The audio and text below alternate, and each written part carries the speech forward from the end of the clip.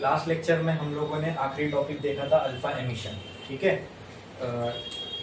It was a topic related to radio activity. पूरी कहानी हमने देखी थी। न्यूक्लियस अनस्टेबल होता है तो अनस्टेबल न्यूक्लियस क्या करता है, एक्टिविटी करता है क्या होने के लिए, स्टेबल होने के लिए। वो एक्टिविटी को क्या कहते हैं, रेडियो एक्टिविटी। उस रेडियो एक्टिविटी में होता क्या है, न्यूक्लियस स्टेबल होने के लिए अपने अंदर से कुछ एमिट करता है, ठीक है। उसी एमिशन को हम रेडियो एक्टिविटी कहते हैं। अब ये जो एमिशन हो रहा है ये किन किन चीज़ों का हो रहा होगा, either alpha, either beta, either gamma. Alpha emission हमने पूरा देख लिया था। अल्फा एमिशन मतलब क्या निकल रहा था, अल्फा पार्टिकल निकल रहा है। अल्फा पार्टिकल क्या होते हैं, उनका चार्ज क्या होता है, मास क्या होता है, निकलने से न्यूक्लियर रिएक्शन कैसे होता है, क्या बनता है, सब कुछ देखा था। उसमें एक और अच्छा सा एक कॉन्सेप्ट था मास डिफेक्ट का, वो भी हमने समझ लिया था। चलो क्लियर है। नेक्स्ट हम देख रहे हैं बीटा एमिशन। तो एक लाइन छोड़ो, स्टार डालो और लिखो beta emission. Beta emission, beta emission. Beta emissions are of two types. First, negative beta emission. Second, positive beta emission. First, negative beta emission.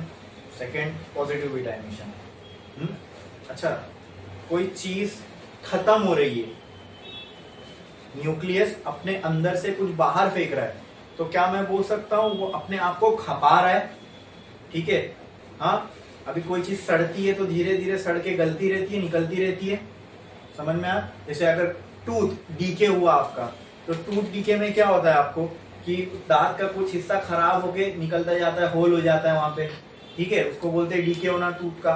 उसी तरह न्यूक्लियस भी अपने आप में कम होता जा रहा है। जब न्यूक्लियस के अंदर से कोई चीज बाहर निकलेगी, इसका मतलब न्यूक्लियस कम होता जा रहा है, उसको बोलते हैं न्यूक्लियस का डीके होना।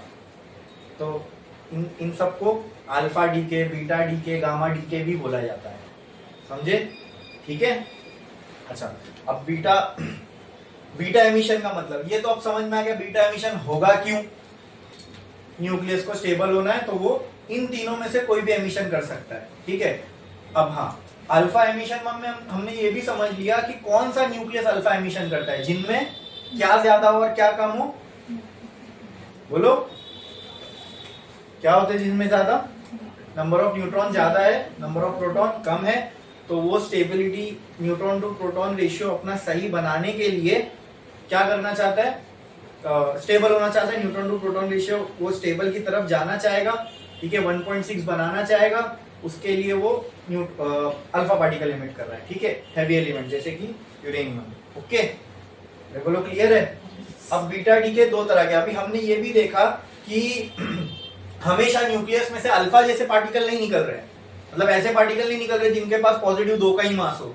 कुछ ऐसे पार्टिकल भी निकल रहे हैं, देखेंगे हम कि जो बीटा और पॉजिटिव बीटा और अल्फा, पॉजिटिव बीटा और नेगेटिव बीटा जैसे दिखते हैं, ठीक है। तो उनको हमने एक नाम दे दिया, negative beta particle, positive beta particle, ठीक है। तो पहले हम देखेंगे नेगेटिव बीटा एमिशन। तो स्टार डालो और लिखो negative beta emission, negative beta emission, negative beta emission. अब नेगेटिव बीटा एमिशन में क्या होता है वो समझते हैं। तो पहले इससे फेमिलियर हो जाते हैं। लिख लो इसका क्या लिखते हैं, मास, चार्ज और सिंबल। मास, चार्ज और सिंबल, मास, चार्ज, सिंबल। तो mass of negative beta particle is same as the mass of electron which is 9.1 into 10⁻³ kg। जब AMU से कंपेयर करेंगे तो ये उससे भी 10,000 गुना छोटा है, यानी हमारे लिए मास कैसा होगा, अच्छा ये मास ऑफ इलेक्ट्रॉन जैसा है, ठीक है, okay.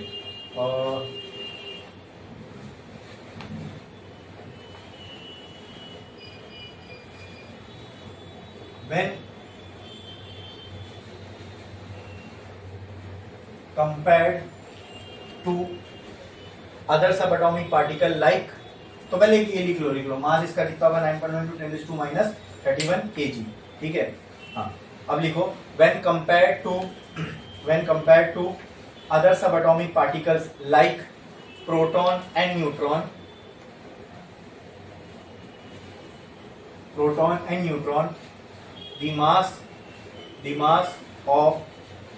the mass of beta particle is negligible. The mass of beta particle is negligible. Therefore, we consider its mass to be zero. Therefore, we consider its mass to be zero. है ना, उनके comparison में इसका मास कैसा होगा, 0 जैसा, 10,000 गुना छोटा है। बोलो क्लियर है। हाँ, तो इसका मास हम नियरली इक्वल टू क्या मानेंगे, देखो यहाँ पे लिख लिया हूं, ठीक है। फिर उसके बाद क्या था, चार्ज, तो नेगेटिव बीटा, नाम में ही है उसके नेगेटिव, तो नेगेटिव बीटा पार्टिकल में एक फंडामेंटल चार्ज के बराबर का चार्ज होता है, मतलब -e के बराबर। तो इसको अगर मुझे नंबर में लिखना है एक फंडामेंटल चार्ज के जैसा, तो मतलब -1 में लिख सकता हूं, ठीक है। अब आते हैं इसके सिंबल पे, ठीक है। तो बीटा को तो सबको पता है, ऐसे रिप्रेजेंट करते हैं। सब एटॉमिक पार्टिकल के लिए ऊपर क्या आएगा, मास, नीचे क्या आएगा, चार्ज। तो ऊपर बोलो इसका मास कितना है, 0, चार्ज कितना है। क्या ऐसा एक पार्टिकल आपने और भी देखे हो जिसकी साइन ऐसी कुछ रहती थी, ऐसा कोई पार्टिकल आपने देखा है पहले जिसमें मास 0 था और चार्ज -1 था, कौन था ऐसा सब एटॉमिक पार्टिकल, बताओ बताओ, इलेक्ट्रॉन, वेरी गुड। तो इसीलिए नेगेटिव बीटा पार्टिकल को इलेक्ट्रॉन जैसा भी डिनोट किया जाता है कई जगहों पर, ठीक है। This is -1, this is 0। तो कई बार नेगेटिव बीटा पार्टिकल एमिशन को हम इस तरीके से रिप्रेजेंट करते हैं। ऐसा हमने रिप्रेजेंटेशन और भी लोगों का देखा है, यानी अल्फा को हीलियम के न्यूक्लियस जैसा भी रिप्रेजेंट करते हैं, प्रोटॉन को हाइड्रोजन के न्यूक्लियस जैसा भी रिप्रेजेंट करते हैं, ठीक है। क्यों, सिमिलैरिटी दिख रही है, इसलिए सिंबल हमने सिमिलर यूज कर लिए। मैं तो आपको लेकिन यही लेके चलूंगा, ठीक है। But you can say that negative beta emission हो रहा है, मतलब इलेक्ट्रॉन जैसा कोई चीज न्यूक्लियस से बाहर निकल रही है।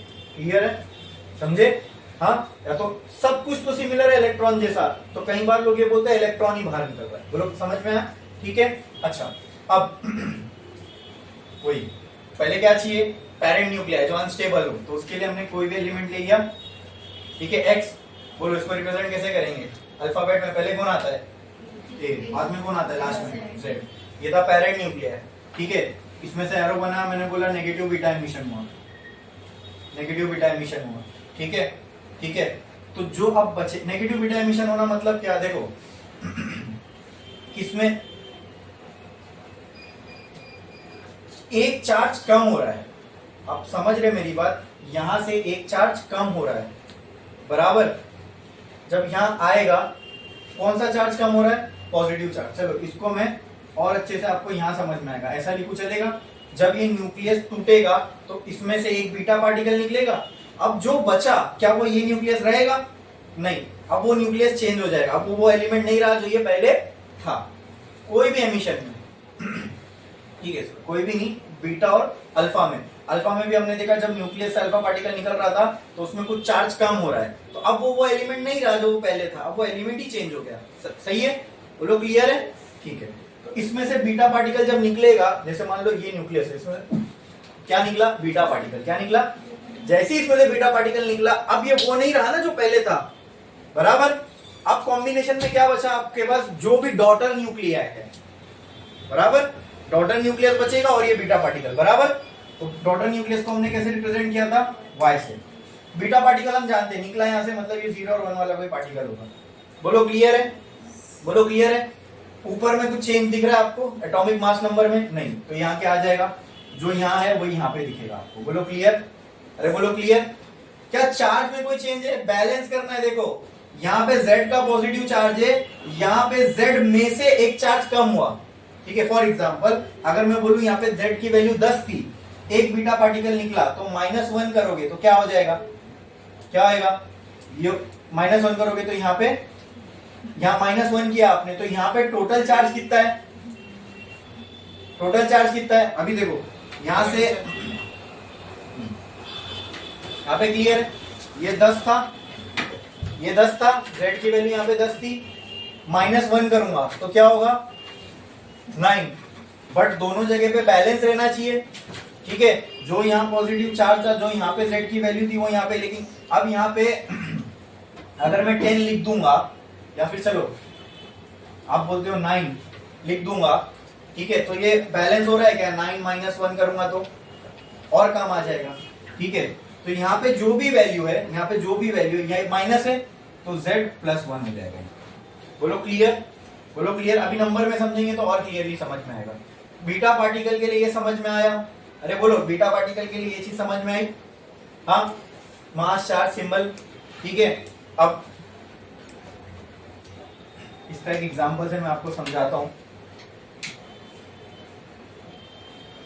ठीक है, इसमें से एक बीटा एमिशन हुआ, मतलब एक बीटा पार्टिकल निकला, ठीक है, उसका मास कितना होगा, एटॉमिक मास 0, चार्ज 1। मेरे बोलो क्लियर, क्लियर है, ठीक है। अब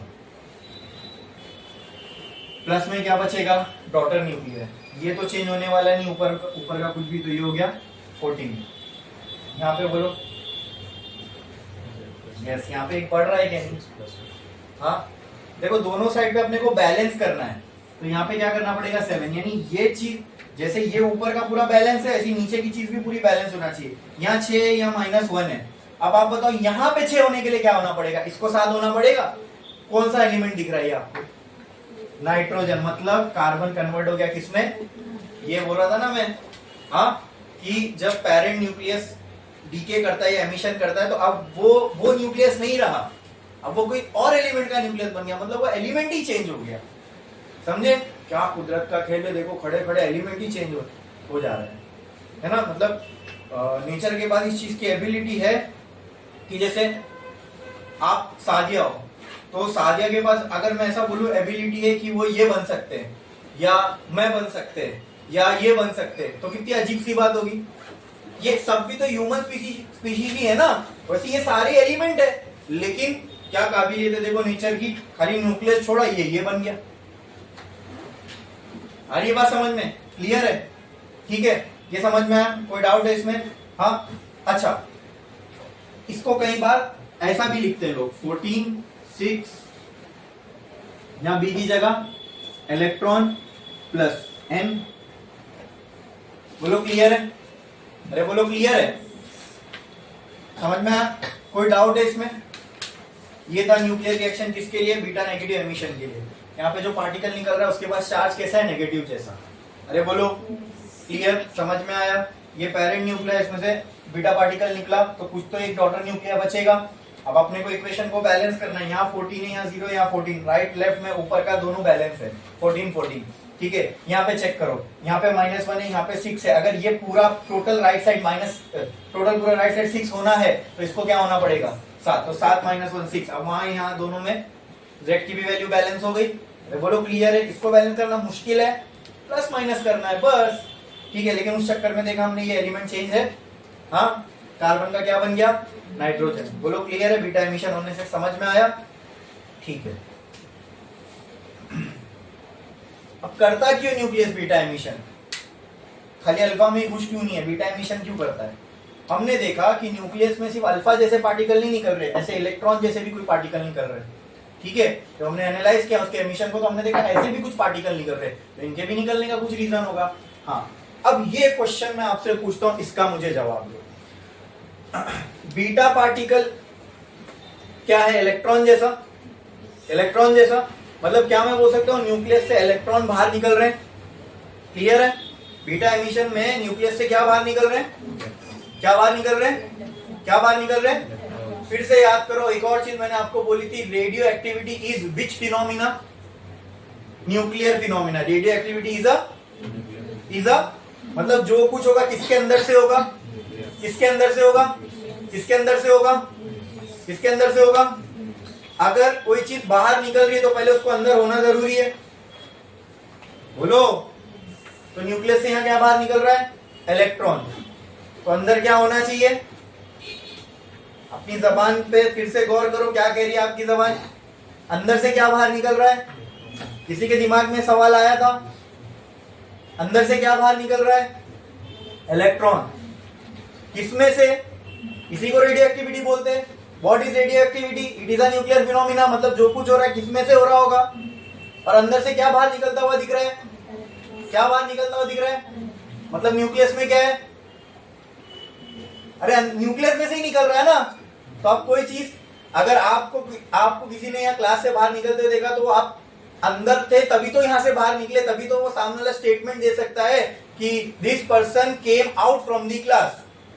तो यहाँ पे क्या निकल रहा है, न्यूक्लियस में से इलेक्ट्रॉन, किसमें से, किसमें से, तो फिर वो कहां था, कहां था। तो अब दिमाग इसको हजम कर पा रहा है क्या, आज तक तो कभी ऐसा पढ़े ही नहीं हमने कि इलेक्ट्रॉन भी होता है न्यूक्लियस के अंदर। ये तो अलग ही एटॉमिक स्ट्रक्चर बन जाएगा फिर, हम जो बचपन से पढ़ते हुए एटम का स्ट्रक्चर, फिर वो आपको समझ में आ रहा है क्या कह रहे हैं हम लोग? ये बोलने में कितना अजीब लग रहा है कि न्यूक्लियस में से क्या निकल रहा है, पहले नहीं गौर किए होंगे, बीटा में नेगेटिव नेगेटिव चल रहा है, तो हमारा दिमाग उस पर गया ही नहीं कभी ये सोचने पे कि अरे ये तो न्यूक्लियर फिनोमिना है। सर बोल रहे हैं यहाँ से न्यूक्लियस में से इलेक्ट्रॉन निकल रहा है, बट इलेक्ट्रॉन को न्यूक्लियस में से निकलने के लिए इलेक्ट्रॉन को न्यूक्लियस में होना पड़ेगा, तभी तो वहां से बाहर निकलेगा। अब बाहर निकला तो हमने तो कभी ऐसा पढ़े ही नहीं कि इलेक्ट्रॉन न्यूक्लियस के अंदर होता है। न्यूक्लियस में तो हम जानते हैं सिर्फ दो ही चीज होती है, वो क्या? प्रोटॉन और पॉजिटिवली चार्ज और न्यूट्रल। नेगेटिव जैसा चार्ज होता ही नहीं है न्यूक्लियस के अंदर, तो फिर निकल कैसे रहा है? समझे? तो ये नेगेटिव बीटा पार्टिकल का बहुत क्या बोलते हैं, समझने वाली चीज है नेगेटिव बीटा पार्टिकल में। आपको समझ में है ना? ये आइडिया अपने आप में कितना अजीब लगता है कि हाँ, अगर रेडियोएक्टिव न्यूक्लियर फिनोमिना है, सब कुछ न्यूक्लियस में से हो रहा है, तो अगर इलेक्ट्रॉन जैसी कोई चीज निकल रही है न्यूक्लियस में से, इसका मतलब उसका अंदर होना जरूरी है, तभी तो वो न्यूक्लियस में से बाहर आई, राइट? बट हमको पता है कि इलेक्ट्रॉन जैसी कोई चीज न्यूक्लियस में नहीं मिलती, वो तो शेल में होती है, न्यूक्लियस में नहीं होता इलेक्ट्रॉन। तो फिर बाहर कैसे निकला? जो निकल रहा है वो तो पूरा पूरा इलेक्ट्रॉन जैसा ही लग रहा है, तो फिर ऐसा पार्टिकल अंदर, नेगेटिव पार्टिकल पहली बात तो अंदर आया ही कैसे? ठीक है, अंदर कुछ हो रहा है, ठीक है, वो हमें देखना है क्या हो रहा है। एक्चुअली में inside the nucleus the protons are getting converted into neutron during beta particle emission. Proton को कैसे लिखते हैं? यहाँ वन, यहाँ वन। न्यूट्रॉन को कैसे लिखते हैं? यहाँ क्या था?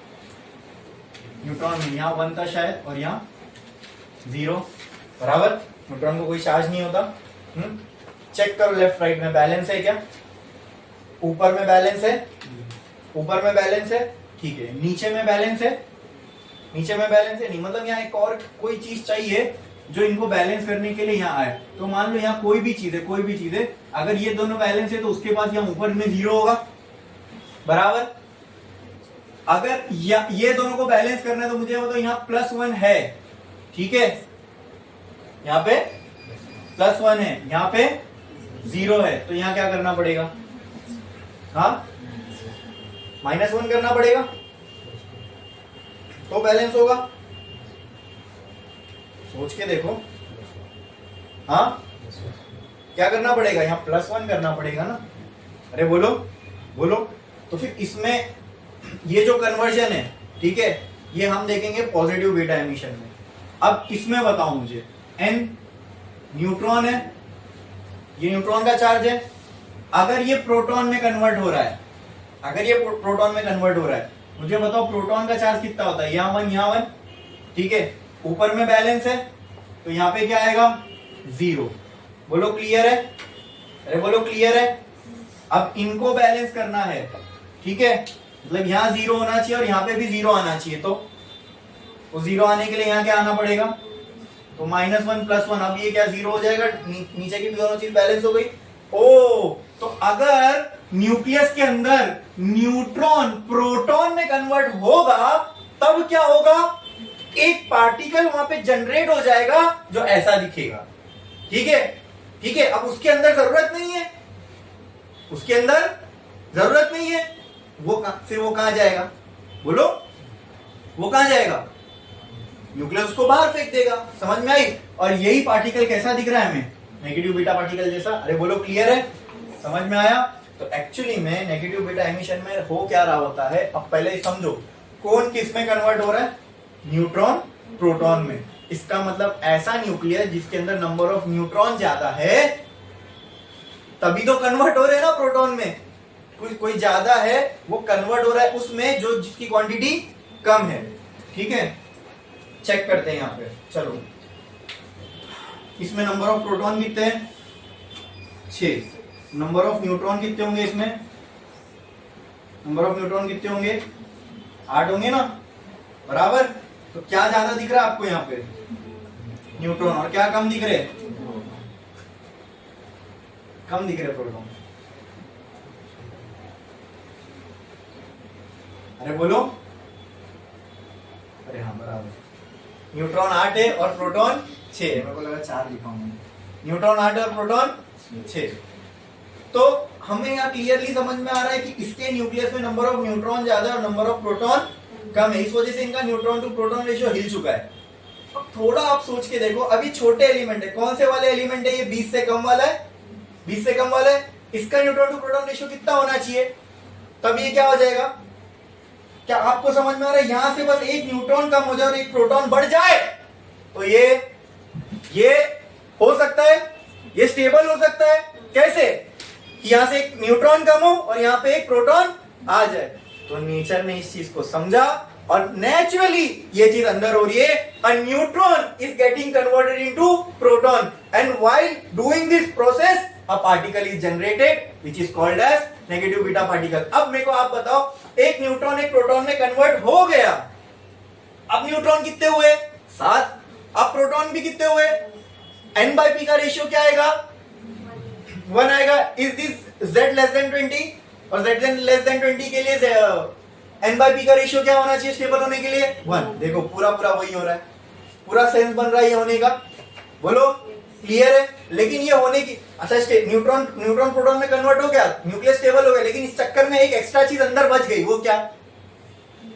इनके जनरेशन में कुछ क्रिएट हुआ, इनके कन्वर्जन में कुछ क्रिएट हुआ। क्या क्रिएट हुआ? ये वाला पार्टिकल बराबर, इसकी कोई जरूरत है अब अंदर? तो कहां जाएगा ये? चुप। बात क्लियर है? समझ में आया क्यों यहाँ पे नेगेटिव बीटा पार्टिकल निकल रहा है न्यूक्लियस से? समझ में आया? तो ऐसे न्यूक्लियस जो लाइट है और जिनमें नंबर ऑफ प्रोटॉन ज्यादा है, क्यों करेगा न्यूक्लियस बीटा एमिशन? अब समझ में आया क्यों करेगा? Those nucleus which are light but have number of neutron more than number of proton, उसकी वजह से उनका n/p रेशियो हिला हुआ होगा।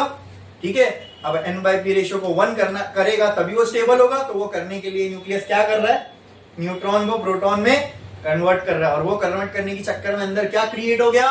Negative beta particle. अब उसकी जरूरत नहीं है, वो तो स्टेबल हो गया अंदर में, लेकिन ये एक्स्ट्रा बचा हुआ है, इसको फेंकेगा बाहर। पूरा सेंस बन रहा है ये? बोलो क्लियर है? नेगेटिव बीटा एमिशन कैसे होगा समझ में आया? और इलेक्ट्रॉन जैसा कुछ चीज अंदर से निकल रही, उसका भी एक्सप्लेनेशन हमें मिल गया। अरे बोलो क्लियर है? समझे कि नहीं समझे? पूरा समझ में आया? पक्का? बट यहां पर सिर्फ एमिशन नहीं होता, एमिशन के साथ साथ एनर्जी भी निकलती है। क्या निकलती है? अब मेरी बात समझो, अब यहाँ पे एनर्जी वो हीट के फॉर्म में नहीं निकलती। Alpha particle was a heavy particle as compare to electron. आप समझते हो? इसके पास मास 0 है और उसके पास मास कितना था? 4 का मास। इसके मुकाबले उसको बिठा दूं, यानी देखो पहले ही एक प्रोटॉन इलेक्ट्रॉन से 10,000 गुना ज्यादा वजनी है। अब मैं आपसे 10,000 गुना वजन कोई चीज आपके ऊपर डाल दूं तो अपना तो पापड़ का भी पापड़ बन जाएगा, एटॉमिक लेवल पे चपटे हो जाएंगे हम लोग। समझे? तो कितनी भारी चीज होगी अपने कंपैरिजन में 10,000 गुना वजन चीज। देखो ये सब भले ही छोटे, लेकिन आपस में कंपैरिजन करोगे तो इलेक्ट्रॉन के लिए प्रोटॉन का वजन 1000 हाथी के बराबर है। समझे मेरी बात? तो ये तो एक बीटा पार्टिकल है, इसको अगर मैं कंपेयर करूं अल्फा पार्टिकल से, अल्फा पार्टिकल के पास तो ऐसे 4 प्रोटॉन के बराबर का चार्ज होता है, 4 AMU है ना उसका मास। हाँ, तो इसके कंपैरिजन में अल्फा पार्टिकल कितने हैवी होंगे? राइट? समझ में आया? तो वहां पे जो एनर्जी निकल रही थी वो हीट के फॉर्म में, ये सब के फॉर्म में निकल रही थी। यहाँ पे जो एनर्जी रहती है ना दोस्तों, वो kinetic energy of beta particle में ज्यादा चली जाती है। क्यों? जो पार्टिकल जितना हल्का होगा उतनी ज्यादा वो एनर्जी लेके जाएगा। जैसे फॉर एग्जांपल देखो, बीटा पार्टिकल इलेक्ट्रॉन जैसा है, बहुत हल्का पार्टिकल है। ठीक है, तो जो एनर्जी रिलीज होगी उसमें से 99% ऑफ एनर्जी किसके पास चली जाएगी? Kinetic energy of beta particle. किसमें चली जाएगी? Kinetic energy of beta particle. ठीक है, तो इसमें से 99% ऑफ एनर्जी, यहाँ पे एनर्जी भी रिलीज होगी, लेकिन वो एनर्जी किसके साथ चली जाएगी? वो एनर्जी किसमें कन्वर्ट हो जाए? भाई एनर्जी निकल रही है तो बर्बाद तो नहीं होगी, किसी में जाएगी। अब क्योंकि बीटा पार्टिकल बहुत ज्यादा हल्की चीज है तो मोस्ट ऑफ द एनर्जी वो लेके चला जाता है, और in the form of kinetic energy, एकदम स्पीड से निकलता है। समझे? बहुत ज्यादा उसके पास स्पीड हो जाती है। किसकी वजह से? क्योंकि उसके पास बहुत सारी काइनेटिक एनर्जी आ गई। समझ में आया? बहुत हल्का पार्टिकल है वो, इसलिए। अरे हल्की चीज को तेजी से फेंकना आसान है ना। हाँ, तो अंदर से जब कोई चीज निकल रही है तो समझ जाओ लॉन्च हो रही है वो, तो उसमें इतनी काइनेटिक एनर्जी हुई और इतनी ज्यादा 99% ऑफ एनर्जी, पूरी एनर्जी में से 99% ये क्यों लेके भाग गया? क्योंकि बहुत हल्का पार्टिकल है, ठीक है। लेकिन एक अगर मैं आपको सैंपल दे दूं मटेरियल का, ठीक है, उसमें कितने न्यूक्लियस होंगे? इतना सा भी अगर मैं आपको सैंपल दे दूं किसी मटेरियल का, तो कितने न्यूक्लियस होंगे? अभी मैं ये समझ लो लगभग एक mm3, ठीक है, 1 मिलीमीटर क्या होता है? उसमें लगभग 10 to the power of 23 atoms होते हैं। तो जितने एटम्स उतने न्यूक्लियस। तो मैं बोल रहा हूँ 10 टू द पावर ऑफ 23 का मतलब ये होता है, 1 सेंटीमीटर में ही पकड़ लो, चलो मैं एकदम अप्रोक्सीमेट आपको बता रहा हूँ, 1 सेंटीमीटर इतनी सी जगह में 10 to the power of 23 atoms हो सकते हैं। 10 टू द पावर ऑफ 23 का मतलब 10 टू द पावर ऑफ 12 तो ट्रिलियन होता है। हाँ, ट्रिलियन एटम इतनी सी जगह में, उतने न्यूक्लियस भी होंगे। और अगर हर न्यूक्लियस बीटा एमिशन करेगा तो कितने सारे बीटा पार्टिकल निकल रहे होंगे?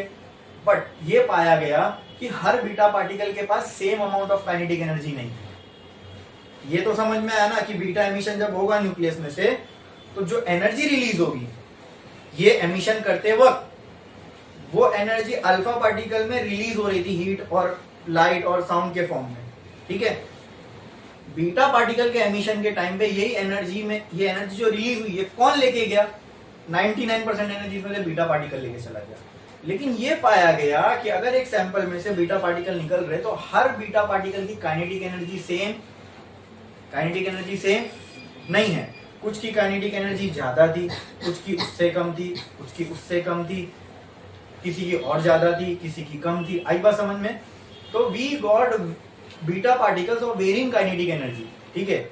अब मैं आपको लॉजिकली इसका रीजन समझाता हूं, समझ में अच्छे से। मान लो न्यूक्लियस ने अपने अंदर से बीटा पार्टिकल बाहर निकाला, ओके। उस दौरान जस्ट समझने के लिए 10 जूल एनर्जी रिलीज हो गई। कितनी रिलीज हुई? और मैंने क्या कहा, अगर ये एनर्जी रिलीज हो रही तो इसमें से 99% ऑफ एनर्जी कौन लेके जाएगा? Beta particle. किसके फॉर्म में? काइनेटिक एनर्जी के फॉर्म में, ओके। तो मान लो इसमें से 9 जूल लेके चला गया, 90% एनर्जी बीटा पार्टिकल 9 जूल लेके चला गया, बची कितनी? 1 जूल, राइट। चलो कुछ मैं बोलता हूं पूरे 10 की लेके चले गए, अब कितनी बची? 0। इसमें कोई एक्सप्लेनेशन नहीं देना हमें। एनर्जी रिलीज हुई, वो एनर्जी कहीं बर्बाद नहीं होगी, गायब नहीं होगी, वो कोई फॉर्म में कन्वर्ट हो जाएगी। वो एनर्जी किस में कन्वर्ट हो गई? Kinetic energy of beta particle में।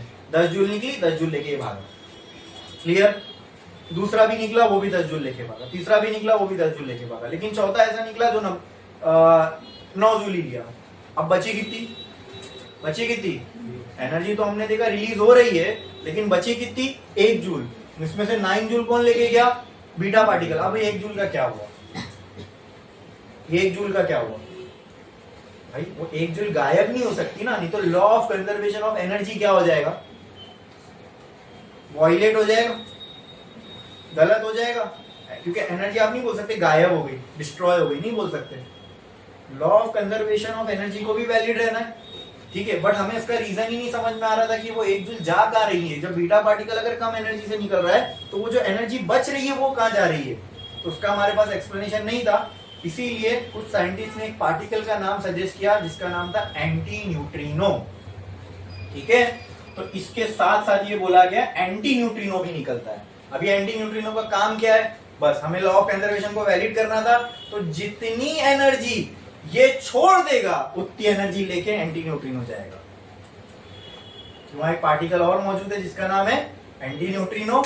और जो समझे ना आप, लॉ ऑफ कंजर्वेशन को वैलिड करना था, इस वजह से एंटी न्यूट्रिनो को इंट्रोड्यूस किया गया। आई बात समझ में? व्हाट इज द, अच्छा कितनी एनर्जी लेके जाएगा? कुछ फिक्स नहीं, जितनी एनर्जी इसने छोड़ा उतनी लेके जाएगा। बस हो गया explain law of conservation of energy. अब हमें पता नहीं वो एंटी न्यूट्रिनो है नहीं है, हमें नहीं पता, बस हमने एक सजेशन दे दिया, हमको एक्सप्लेन करना था। हमें इतना पता है law of conservation of energy violate नहीं हो सकता, उसको वैलिड बना के रखना है, ठीक है, ठीक है। तो इसके लिए हमने एक पार्टिकल यहाँ इंट्रोड्यूस कर दिया, क्या? Anti neutrino. समझ में आया? बोले इसमें कोई डाउट है? पक्का? तो उसी तरह क्या मैं बोल सकता हूँ, यहाँ पे निकली होगी एनर्जी, यहाँ पे निकली होगी एनर्जी, प्लस क्या निकलेगा? बोलो क्लियर है? क्यों इंट्रोड्यूस किया एंटी न्यूट्रिनो को? जो एक्स्ट्रा एनर्जी बच रही थी, जो बीटा पार्टिकल नहीं लेके जा रहा था, वो एक्स्ट्रा एनर्जी का कुछ तो होना है, तो हमने कहा वो एंटी न्यूट्रिनो लेके चला गया। एंटी न्यूट्रिनो कितनी एनर्जी लेके जा सकता है, उतनी जितनी ये छोड़ के जा सकता है। समझ में आया? अगर मान लो इसने 10 जूल लेके निकला तो एंटी न्यूट्रिनो कितनी जाएगी, 0। इसने 9 जूल लेके निकला, एंटी न्यूट्रिनो कितनी जाएगी, 1।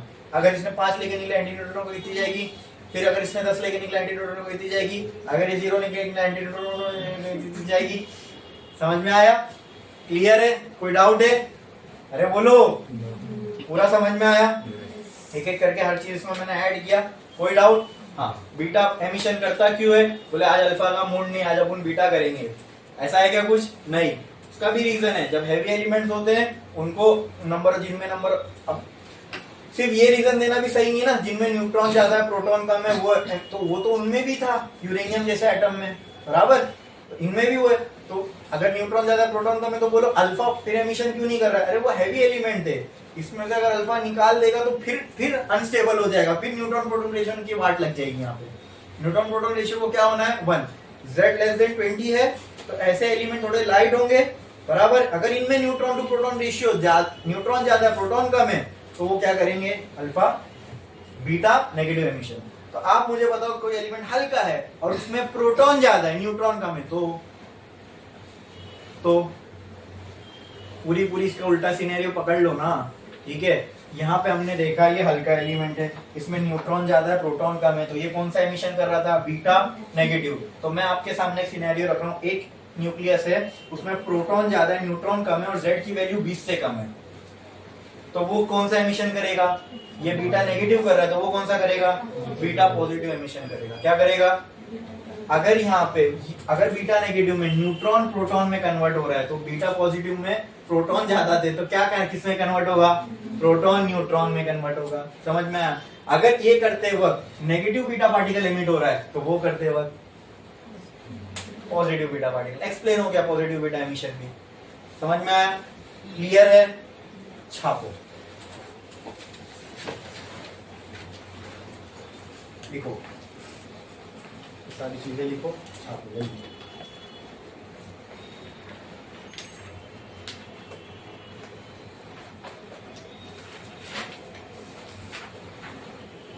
इसको ऐसे लिखता हूं तो ज्यादा अच्छे से समझ में आएगा। Neutron got converted into proton, ठीक है। अब ये कन्वर्जन में बैलेंस नहीं हो रहा है यहाँ पे, तो बैलेंस करने के लिए हमने क्या किया, ये 1 1 यहाँ आना चाहिए, 0 ये 0 ये 1 यहाँ आना चाहिए, -1। तो ऐसा एक पार्टिकल हमें दिखता है इलेक्ट्रॉन जैसा, ठीक है। इसी को हम क्या कहते हैं, नेगेटिव बीटा एमिशन। बोलो क्लियर है? साथ में ये होगा तभी तो ये दोनों भी होगा, एनर्जी रिलीज होगी और एंटी न्यूट्रिनो एनर्जी लेके जाएगी।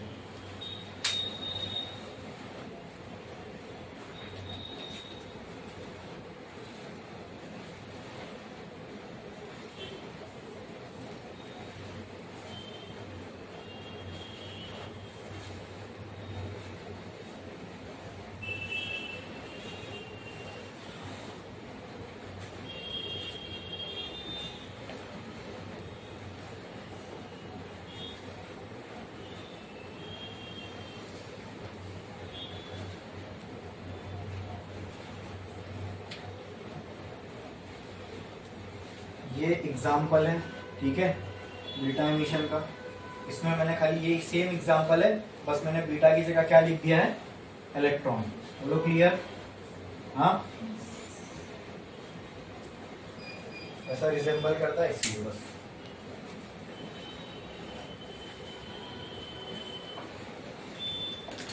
यहाँ तक लिखो, यहाँ तक, तो उसके बाद मैं आपको बताता हूँ वो लिखना।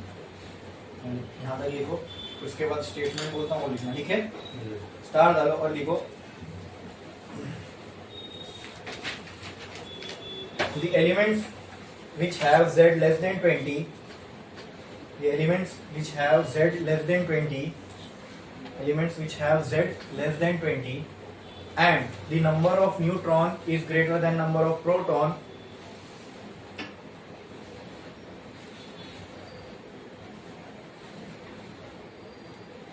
are unstable nucleus, are unstable nucleus, are unstable nucleus, are unstable nucleus. Next point, next point.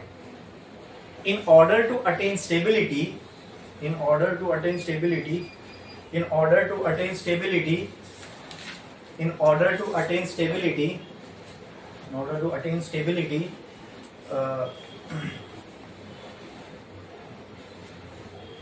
the conversion of neutron into proton takes place inside the nucleus. The conversion of neutron into proton takes place inside the nucleus. Inside the nucleus. Next point लिखो. Due to which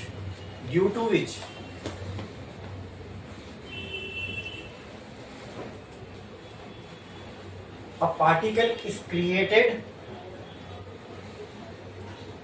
inside the nucleus called as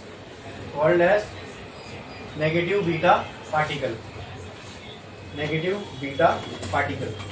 and is emitted from the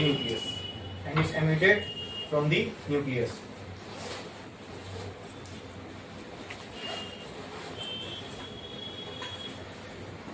The equation of above process can be written as follows. The equation of above process can be written as follows. ठीक है, लिख लो ये equation. The equation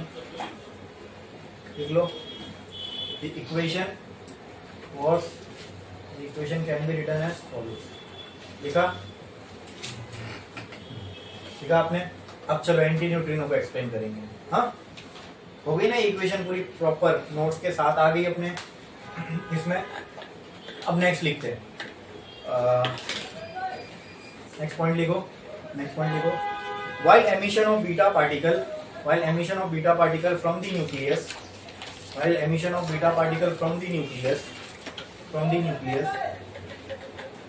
some energy is released.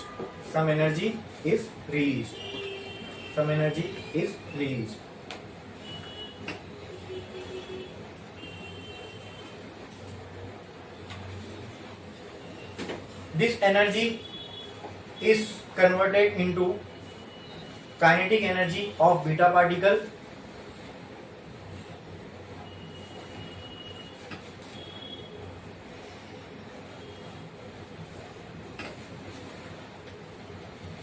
due to which it moves out with tremendous speed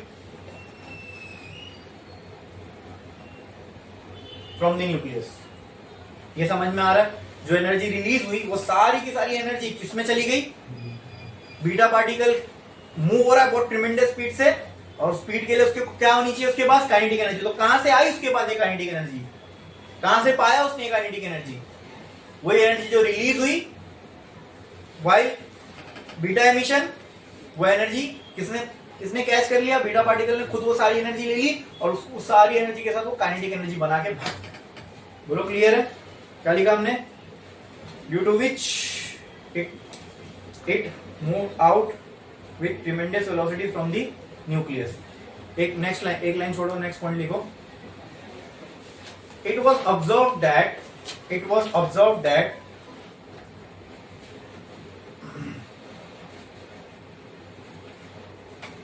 all the beta particles coming out from the nucleus did not have same kinetic energy. Did not have same kinetic energy.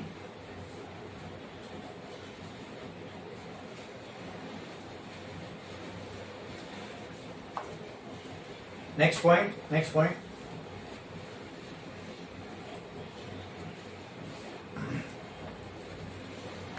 The energy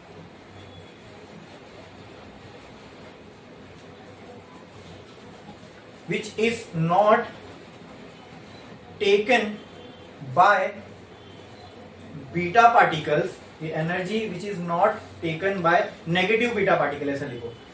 The energy which is not taken by negative beta particle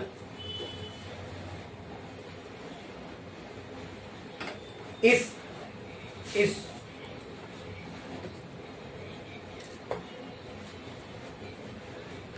taken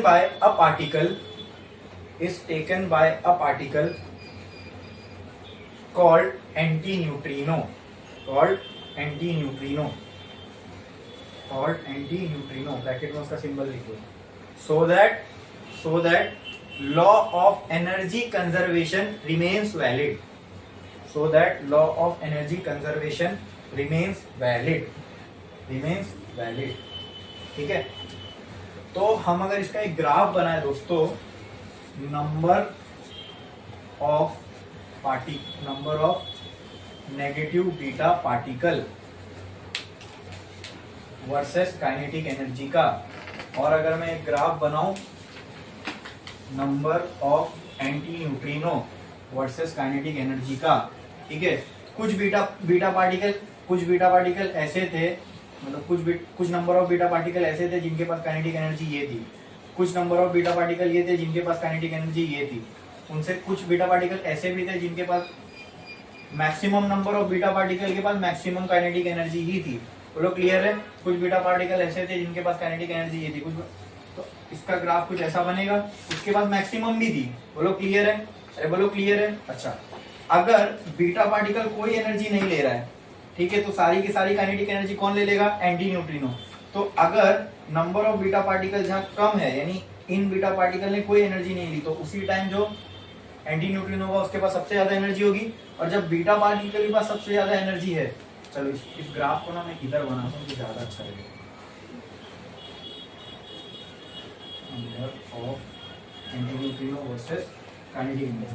जब beta particle के पास minimum energy, उस time पे anti neutrino के पास maximum energy होगी। जब beta particle के पास मैक्सिमम एनर्जी, उस वक्त एंटी न्यूट्रिनो के पास कम से कम एनर्जी होगी। इसी तरह इसके पास जब ज्यादा, तो इसका ग्राफ कुछ ऐसा बनेगा। अरे बोलो क्लियर है, समझ में आएगा? समझ में आया? उल्टा मतलब अगर ये मैक्सिमम एनर्जी लेके जा रहा है तो उस वक्त इसके पास मिनिमम एनर्जी होगी, अगर ये मिनिमम एनर्जी लेके जा रहा है तो उस वक्त इसके पास मैक्सिमम एनर्जी होगी। आई बात समझ में? हाँ, अरे बोलो क्लियर है। इससे क्या रहेगा? Law of conservation of energy हमेशा वैलिड रहेगा। अगर ये 10 जूल लेके जा रहा है, ये 0 लेके जाएगा, ये 0 लेके जा रहा है तो ये 10 लेके जाएगा। समझ में आया? तो बोलो क्लियर है। Anti neutrino was just introduced to so that the law of energy conservation remains valid. कैसा दिखता है, क्या होता है, कुछ भी नहीं मालूम हम लोग उसके बारे में। ठीक है, ठीक है, देखो ग्राफ बना लूंगी, समझने के लिए बस। फिर टेक्स्ट बुक में है या नहीं पता नहीं, लेकिन मैंने आपको ये बताया था।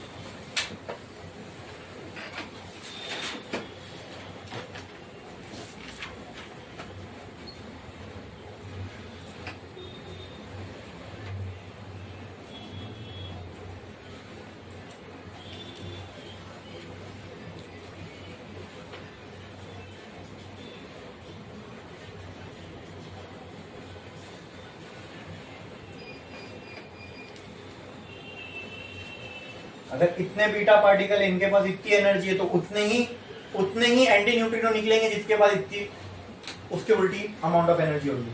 जैसे मान लो 10 बीटा पार्टिकल निकले जिनके पास 10 जूल की एनर्जी है, तो 10 एंटी न्यूट्रिनो निकलेंगे जिनके पास 0 जूल एनर्जी है। समझे मेरी बात? 5 बीटा पार्टिकल निकले जिनके पास 9 जूल एनर्जी है, तो 5 एंटी न्यूट्रिनो निकलेंगे जिनके पास 1 जूल एनर्जी है। समझे? ग्राफ के नीचे लिखो, from the above graph it is clear, from the above graph it is clear that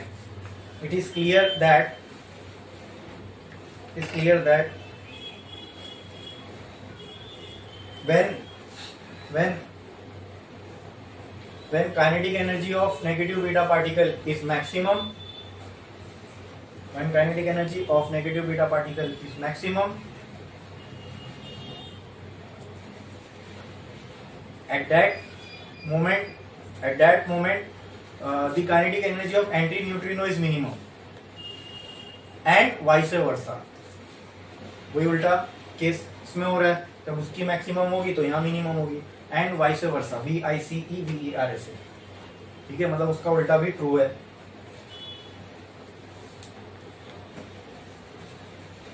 and due to this the law of energy conservation remains valid, and due to this the law of energy conservation remains valid.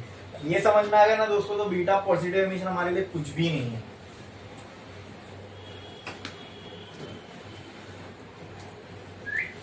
ये इसी में मैं editing करूंगा, बढ़ते आगे।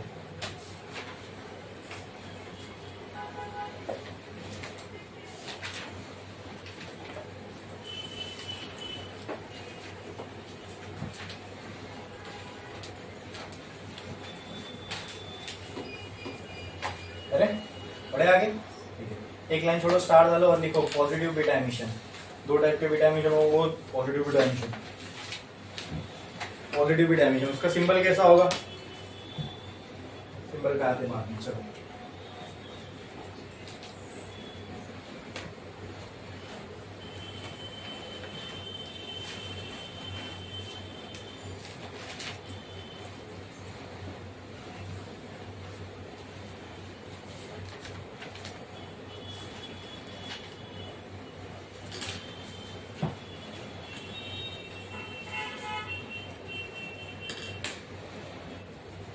लिखा आपने positive beta emission?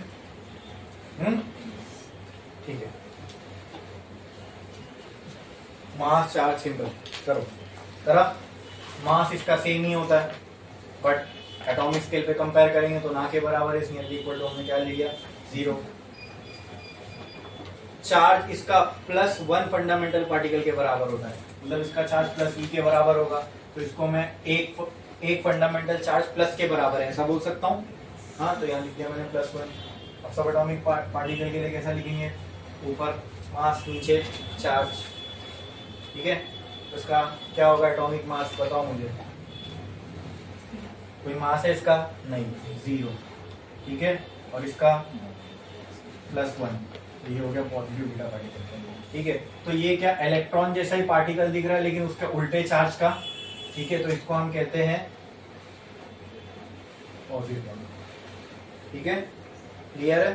तो बीटा पार्टिकल को ऐसा भी रिप्रेजेंट करते हैं, ऐसा भी रिप्रेजेंट करते हैं, ठीक है? चलो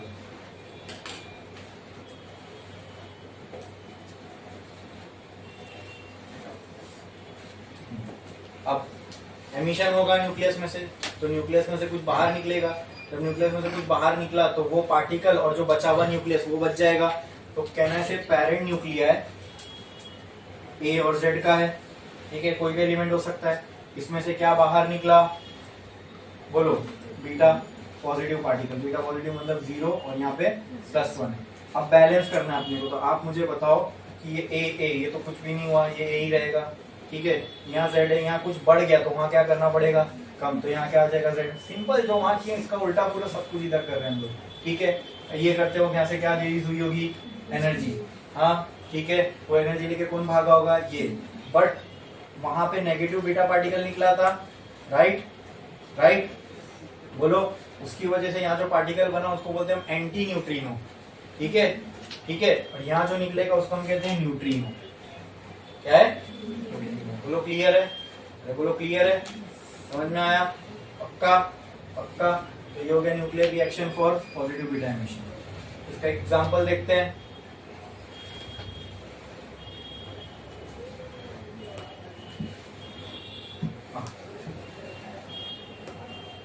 ठीक है, अब इसमें से मान लो अगर कोई पॉजिटिव बीटा एमिशन हो रहा है 0 +1 का, ठीक है?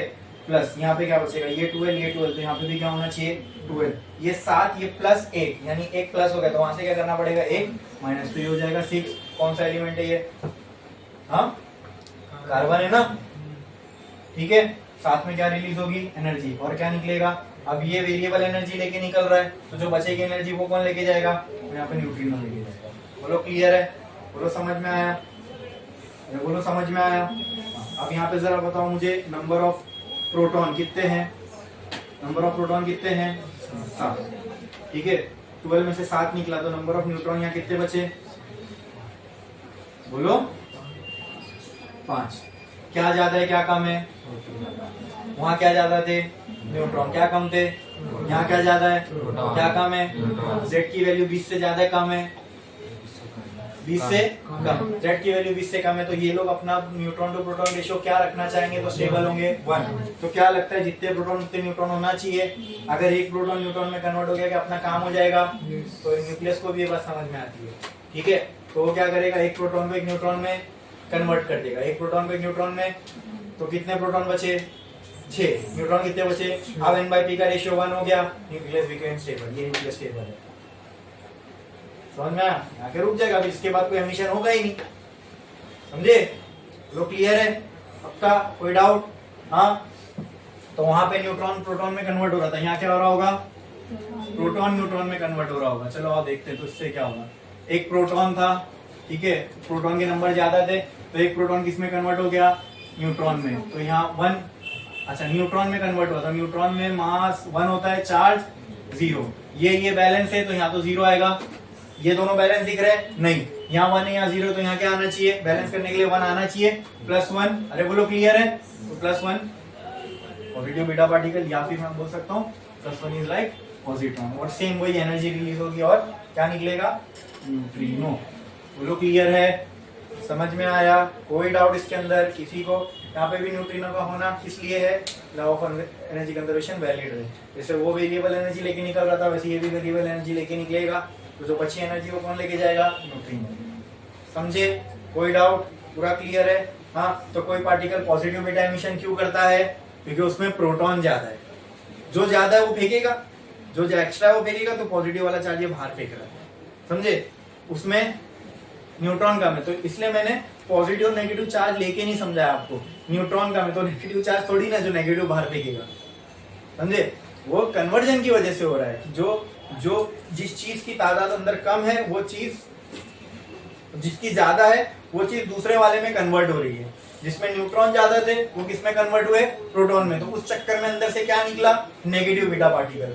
इस वाले केस में प्रोटॉन ज्यादा है न्यूक्लियस में, क्या कम है, न्यूट्रॉन, और हमारा दिमाग पूरा सेंस बना रहा है कि n/p रेशियो को 1 करने के लिए, मतलब स्टेबल होने के लिए ये क्या करना चाहेगा, number of proton number of neutron को सेम करना चाहेगा, वो करने के लिए एक प्रोटॉन एक न्यूट्रॉन में कन्वर्ट होगा, और वो जब होगा तो साथ में क्या बन जाएगा, अंदर क्या क्रिएट हो जाएगा, ऐसा एक पार्टिकल जिसको हमने नाम दे दिया, ऐसा कुछ बन रहा था उसको हमने एक नाम दे दिया, beta particle, positive beta particle. बोलो क्लियर है, और वो ऐसा पार्टिकल अंदर से बाहर निकलेगा, समझ में आया। इसकी नोट सेम वैसी रहेगी जैसे नेगेटिव बीटा पार्टिकल की थी, खाली यहाँ सब कुछ पॉजिटिव हो गया, वहां न्यूट्रॉन प्रोटॉन में कन्वर्ट होता था, यहाँ प्रोटॉन न्यूट्रॉन में कन्वर्ट होता है, बस वहां एंटी न्यूट्रिनो बन रहा था, यहाँ न्यूट्रिनो बन रहा है। ओके, छापो, इसकी नोट्स पूरी सेम रहेगी, खाली जहां जहां प्रोटॉन न्यूट्रॉन में कन्वर्ट हुआ लिखे थे, यहाँ वहां न्यूट्रॉन प्रोटॉन में कन्वर्ट हुआ लिखे थे, तो उसी पॉइंट में यहाँ पे क्या आ जाएगा, प्रोटॉन न्यूट्रॉन में कन्वर्ट हो रहा है, वहां लिखे थे एंटी न्यूट्रिनो निकल रहा है, यहाँ लिखेंगे न्यूट्रिनो निकल रहा है, बाकी सब सेम रहेगा बस।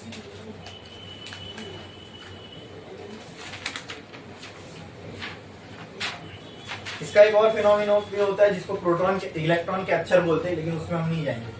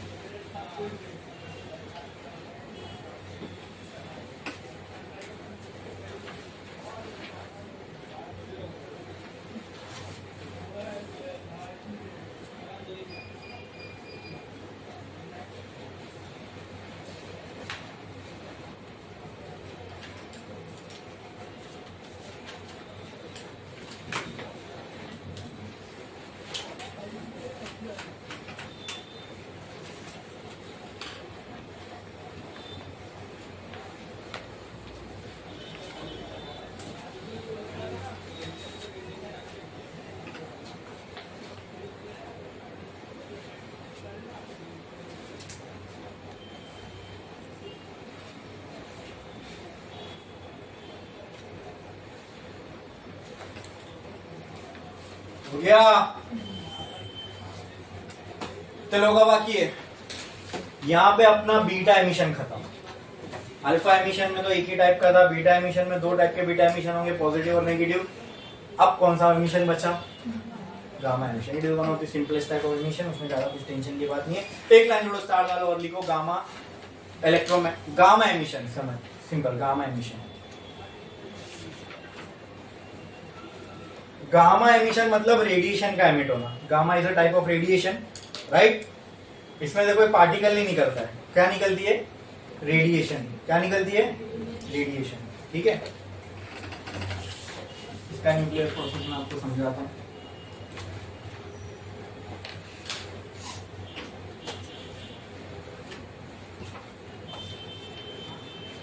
अब इसमें ये कोई सब एटॉमिक पार्टिकल ही नहीं है, तो रेडिएशन है। इसका मास वो सब वेव के रेडिएशन के लिए थोड़ी ना डिफाइन करेंगे। अरे बोलो क्लियर है, हाँ। गामा एमिशन में क्या होगा, gamma is a type of radiation, तो यहाँ रेडिएशन एमिट होगी, ठीक है। लेकिन गामा एक ऐसी रेडिएशन है जिसकी वेवलेंथ बहुत कम होगी, फ्रीक्वेंसी बहुत ज्यादा होगी, तो एनर्जी सबसे ज्यादा होगी, ठीक है। न्यूक्लियस मतलब कोई सस्ता काम करता ही नहीं, वही करेगा जिसमें एनर्जी है तो भर भर के, हाँ, जहां साला एक न्यूक्लियस पटा ले पूरा एरिया गायब, इतनी एनर्जी लेके चलता है, ठीक है। समझ में आया, इतनी चीज में इतनी सारी एनर्जी भरनी है। तो गामा एमिशन, अब गामा एमिशन का मतलब क्या, देखो जब कोई न्यूक्लियर रिएक्शन होता है तो एनर्जी रिलीज होती है, ठीक है, हाँ, वो उसमें से कुछ एनर्जी ना डॉटर न्यूक्लियस के पास भी आ जाती है। जब एनर्जी रिलीज होती है तो देखे हमने अल्फा पार्टिकल रिलीज हो वो एनर्जी लेके भागा, बीटा पार्टिकल रिलीज हो वो एनर्जी लेके भागा, तो जो डॉटर न्यूक्लियस बच गया वो क्यों पीछे रह जाए, वो भी एनर्जी लेता है, उसके पास भी कुछ एनर्जी रह जाती है, क्योंकि एनर्जी रिलीज हो रही है ना, तो इनमें से कुछ amount of energy daughter nucleus के पास भी रह जाती है, ठीक है। अब किसी एलिमेंट के पास, जैसे एटम के अंदर हम देखते हैं इलेक्ट्रॉन के पास एनर्जी आ गई तो क्या हो जाता है, एक्साइटेड, किसमें चला जाता है, एक्साइटेड स्टेट में, और एक्साइटेड स्टेट से जब वापस अपने अवकाश पे आता है, ग्राउंड स्टेट पे, तो क्या क्या करता है, रेडिएशन एमिट करता है। सेम वे न्यूक्लियस, मान लो डॉटर न्यूक्लियस एक्साइटेड हो गया, अब उसको वापस ठंडा होना है, शांत होना है, आएगा, लेकिन नेचर अलाउ नहीं करता, घर वापसी के लिए जैसे थे जहां थे उसी स्टेट में आना पड़ेगा, जितना कमाए थे, जितना अय्याशी थी, सब बाहर छोड़ के आओ, ठीक है। तो वापस को ग्राउंड स्टेट में आना है, तो जितनी एक्स्ट्रा एनर्जी थी उसको क्या करना पड़ेगा, release, that will be release in the form of radiation. Which type of radiation, gamma radiation, ठीक है। तो बहुत सिंपल है इसका, देखो ये पेरेंट न्यूक्लिया है ए और जेड, ठीक है, कोई भी एमिशन होने दो, कोई भी एमिशन, मान लो इसमें से अल्फा एमिशन हुआ, ठीक है, अल्फा एमिशन हुआ, तो अल्फा में यहाँ क्या होता है 4, यहाँ पे 2, बचेगा क्या, डॉटर न्यूक्लियर बचेगा, डॉटर न्यूक्लियर के पास क्या होगा, A-4 Z-2, इसको मैंने स्टार बना दिया, इसका मतलब ये एक्साइटेड है, क्या ये। अब ये डॉटर न्यूक्लियर के साथ क्या होगा, ये डॉटर न्यूक्लियर जो एक्साइटेड स्टेट में था, ये अपने अंदर से गामा रेडिएशन बाहर फेंकेगा, ठीक है। अब गामा रेडिएशन बाहर निकली तो क्या बचा, तो ये ठंडा होकर सादा बच गया, अरे बोलो क्लियर है। A-4 Z-2 गामा रेडिएशन निकली, A-4 Z-2, अब स्टार बनाया हूं मैंने, नहीं तो अब ये स्टेबल होगी, बोलो क्लियर है। क्या है इसका पूरा कॉन्सेप्ट समझ में आया। जब न्यूक्लियस में से कोई भी एमिशन होता है, एनर्जी इज रिलीज, वो एनर्जी जो भी पार्टिकल निकलेगा वो लेके भागेगा, लेकिन साथ में डॉटर न्यूक्लियस भी तो बचा, उसके पास भी कुछ एनर्जी आएगी। अब वो एनर्जी पाके वो एक्साइटेड हो गया, वो एक्साइटेड होने के बाद उसको फिर अपने ग्राउंड स्टेट में आना है, जब वो ग्राउंड स्टेट में आएगा तो क्या करेगा, वो एनर्जी जो उसने पाई है उसको रिलीज करना पड़ेगा, that energy is release in the form of radiation. Which type of radiation, gamma radiation. समझ में आया, क्लियर है। तो गामा एमिशन होते टाइम कुछ चेंज नहीं आएगा, बोलो क्लियर, समझे। हाँ, जो डॉटर न्यूक्लियर जैसा है वैसे का वैसे ही रहेगा। ऐसा आपको क्वेश्चन आ सकता है कि कोई एक एलिमेंट है, उसमें से अल्फा निकला, फिर बीटा निकला, फिर गामा निकला, फिर बीटा निकला, तो बताओ लास्ट में क्या बचा, ठीक है। ऐसे ही क्वेश्चन इसमें आते हैं और उसमें कुछ मुश्किल नहीं है, बहुत आसान है, क्लियर, बोलो पक्का। चलो एक ऐसी अननोन के फॉर्म में मैं लेके चलता हूँ। हाँ, एक्स एलिमेंट है, मान लो इसमें 200, इसका ए की वैल्यू 200 है और इसकी वैल्यू इसकी है लेट्स से 125, ठीक है। अब इसको अपन सॉल्व करते हैं। यहाँ से एक अल्फा निकला, फिर जो भी यहाँ बचा होगा डैश समथिंग, फिर उसके बाद यहाँ से प्लस बीटा निकला, फिर डैश, फिर यहाँ पे समथिंग बचेगा, फिर मान लो यहाँ से गामा निकला, ठीक है, फिर डैश, फिर मान लो यहाँ से अल्फा निकला, ठीक है, फिर डैश, फिर जो भी बचा उसमें से नेगेटिव बीटा निकला, ठीक है, फिर डैश, फिर जो भी बचा उसमें से फिर गामा निकला, फिर डैश, बताओ लास्ट में क्या बचेगा। ऐसा कुछ क्वेश्चन में आएगा, वो तो एलिमेंट के नाम दे देंगे, आपको एलिमेंट के साथ लिखना पड़ेगा। तो यहाँ से अल्फा निकला, बताओ, अब उसमें वो 4 2 कुछ नहीं दिया रहेगा, वो सब अपने को मालूम होना चाहिए। यहाँ से अल्फा निकला तो ये बन जाएगा डॉटर न्यूक्लियर, ठीक है। डॉटर न्यूक्लियर के पास क्या बचेगा, यहाँ से 4, यहाँ से 2, तो कितना बचा? यहाँ से 4 गया तो 196, यहाँ से 2 गया तो 123। बोलो क्लियर? बीटा पार्टिकल में प्लस बीटा में या माइनस बीटा में ऊपर का तो सेम ही रहता है, तो यहाँ जो भी डॉटर न्यूक्लियर होगा उसमें ऊपर क्या रहेगा? पॉजिटिव बीटा एमिशन है तो ऐड होगा माइनस होगा, हाँ प्लस होगा, बराबर। तो ये 123 तो यहाँ क्या आ जाएगा? मुश्किल है न्यूक्लियर रिएक्शन के क्वेश्चन को सॉल्व करना, ठीक है। फिर क्या निकला? गामा। पक्का ना प्लस ही था ना इधर? हाँ चेक करो, पॉजिटिव बीटा एमिशन में प्लस था माइनस था? हाँ प्लस था। पॉजिटिव में माइनस था। पॉजिटिव बीटा एमिशन में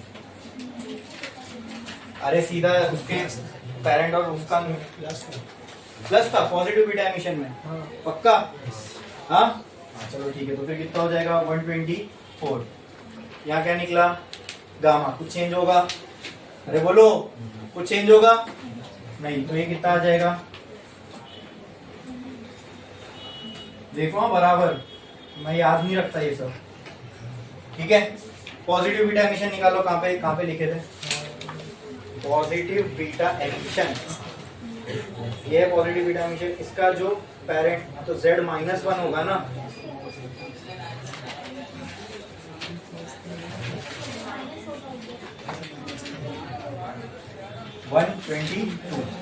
हो जाएगा 122। अब इसमें से फिर अल्फा पार्टिकल निकला, बराबर है ना? क्या यार बोलो, इतना हल्लू हल्लू बोलते हो, ऊपर से गलत भी बोलते हो। वो क्या निकला? अल्फा निकला, तो 196 में से अल्फा निकला 4 निकला, कितना बचेगा? 192। फिर 122 में से 2 गया, कितना बचा? 120। नेगेटिव बीटा में ऊपर का तो चेंज होगा नहीं, तो क्या आएगा? 192 वाई, फिर उसमें ऐड हो जाएगा 121। फिर गामा निकला, तो कुछ चेंज होगा क्या? नहीं, 192 121 खत्म। ऐसे न्यूक्लियर रिएक्शन के एंट्रेंस में भी ऐसे क्वेश्चन आते हैं। एक क्वेश्चन ऐसा दिया रहेगा, 4 ऑप्शन देंगे, उसमें से बताओ कौन सा सही है, ठीक है। ऐसा 3-4 एलिमेंट दिए रहेंगे, बीच में ऐसा एरो बनाएगा, एक में अल्फा निकला, एक में बीटा निकला, एक में गामा निकला, बोलो फाइनली क्या बचा? और 4 ऑप्शन दिए रहेंगे। क्या करना है? सिंपल प्लस माइनस करना है, बस कंसेप्ट मालूम होना चाहिए, ठीक है। अब हमको ये मालूम है यहाँ प्लस निकलता है क्यों निकलता है, माइनस निकलता है क्यों निकलता है, पूरा समझ में आया सबका? गामा एमिशन समझ में आया, ठीक है। यहाँ तीनों टाइप के एमिशन हो गए अपने खत्म, ठीक है। यहाँ रेडियो एक्टिविटी खत्म नहीं हुआ, और भी कुछ लॉज है रेडियो एक्टिविटी के, ठीक है। अभी निकलता तो है, लेकिन क्या निकलता रहता है? 1 सेकंड में 50, दूसरे सेकंड में 100, ठीक है। आपको एक ताज्जुब की बात बताऊं, जो अनस्टेबल एलिमेंट्स होते हैं ना, ठीक है, अनस्टेबल, जिनके न्यूक्लियस अनस्टेबल होते हैं उन्हीं को हम अनस्टेबल एलिमेंट बोलते हैं। जिनके स्टेबल न्यूक्लियस अनस्टेबल है तो वो क्या करेंगे? एक्टिविटी क्या करने के लिए? स्टेबल होने के लिए। उसी एक्टिविटी को हम क्या कहते हैं? Radio activity. अब जो मटेरियल, जिस मटेरियल का न्यूक्लियस ये एक्टिविटी करता है स्टेबल होने के लिए, उन मटेरियल को क्या कहा जाता है?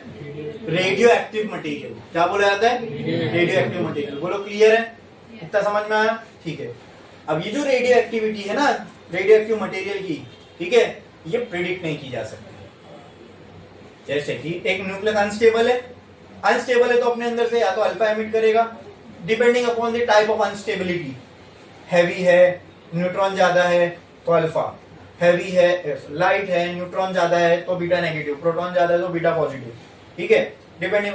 लेकिन ये जो एमिशन है ना न्यूक्लियस के अंदर से, ठीक है, न्यूक्लियस अनस्टेबल था तो मान लो 1 सेकंड में पट पट पट पट पट 10 बीटा पार्टिकल बाहर फेंक दिए, लेकिन हो सकता है अगले 10 साल तक एक भी पार्टिकल बाहर फेंका होगा।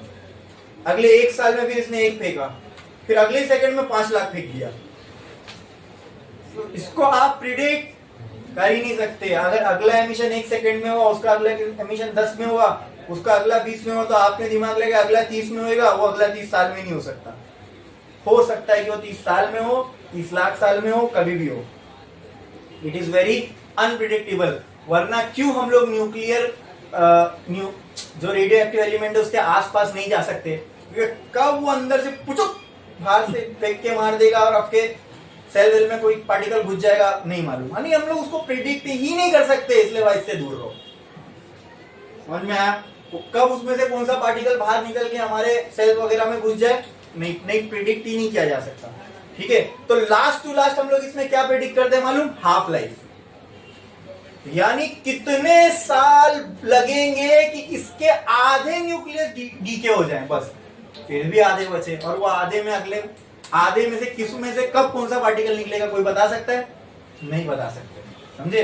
पूरा न्यूक्लियस डीके होने में कितना टाइम जाएगा फिर बोलो बोलो,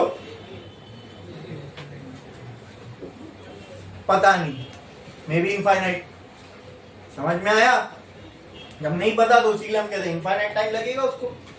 तो बोलो क्लियर है? समझ में आया? पक्का? इसमें कोई डाउट है? हाँ, वही वही चीज है। अभी रेडियो एक्टिविटी की यही तो अनसर्टिनिटी है जो इनको डेंजरस बनाती है। अगर ये मालूम होता कि एक चीज का न्यूक्लियस है, ये इसमें से न्यूक्लियस डीके होना चालू हुआ, मतलब उसके अल्फा बीटा जो भी निकलने लगे, मालूम पड़ा 10 मिनट में अपनी इसका पूरा काम खत्म, ये सारे के सारे एमिशन कर देगा, अब ये फिर स्टेबल हो जाएगा। ये पता होता तो ना जाने हम लोग इससे क्या क्या कर लेते, तब उसको कंट्रोल वे में किया जा सकता, तो मालूम होता। लेकिन नेचर ने न्यूक्लियस के अंदर ऐसा रहस्य डाल दिया, या ऐसी एबिलिटी डाल दी कि एक न्यूक्लियस, एक एलिमेंट का आज डीके हुआ, अगला न्यूक्लियस कब डीके होगा तुम नहीं बता सकते उसको। ज्यादा से ज्यादा हम लोग इसकी क्या निकाल सकते हैं?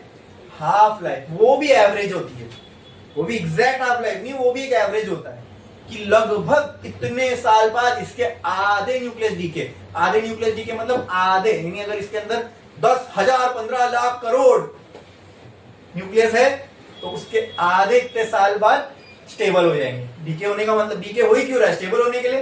लेकिन बाकी आधे अब भी, तो वो तो रेडियो एक्टिविटी कभी भी कर सकते हैं, ठीक है? तो एक एक एलिमेंट की ना हाफ लाइफ, खाली हाफ लाइफ कई हजार साल होती है, कई हजार साल होती है, समझे? ठीक है, इसीलिए दीज एलिमेंट्स आर डेंजरस। समझ में आया? क्लियर? कोई डाउट है इसके अंदर? बोलो। ये गामा एमिशन समझ में आया? और ये छोटा सा एग्जांपल, ये समझा? तो गामा एमिशन लिख लो। अब अगर यहाँ मैं बीटा भी बनाता तो भी ये ऐसी, यहाँ पे कुछ चेंजेस आते, बट ये स्टार उस पे भी रखता मैं।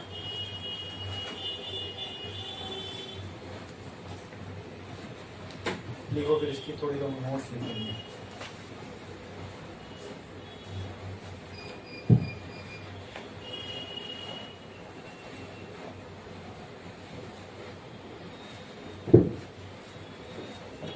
जल्दी जल्दी जल्दी जल्दी।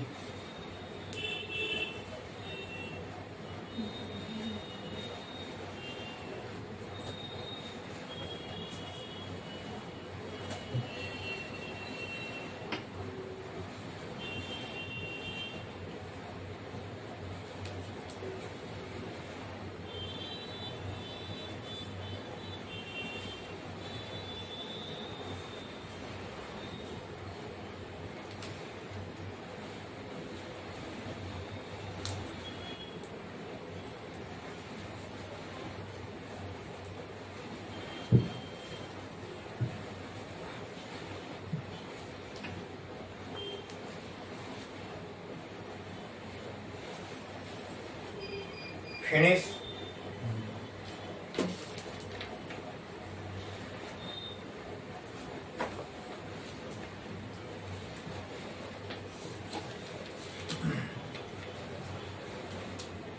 एक लाइन छोड़ो, स्टार डालो और लिखो law of radio active decay. Law of radio active decay, law of radio active decay. Radio activity समझ में आ गई? न्यूक्लियस में से इसी एमिशन के होने को डीके होना बोलते हैं। हाँ ठीक है, तो ये रेडियो एक्टिव डीके जो हो रहा है, इसका लॉ क्या है? लॉ का मतलब ये कैसा होगा ये डीके, टाइम के साथ इसका क्या बिहेवियर होगा, उसी को हम इसके लॉ में देखते हैं। बोलो clear? But we can not predict it. तो ऐसी, अरे इसके लिए तो हमने नोट्स लिखे नहीं ना, पहले इसके तो नोट्स लिखते हैं गामा एमिशन की। ठीक है, कट करो लॉ, ठीक है, उसके नीचे स्टार डालो और लिखो, स्टार डालो और लिखो whenever alpha or beta emission occurs from the nucleus,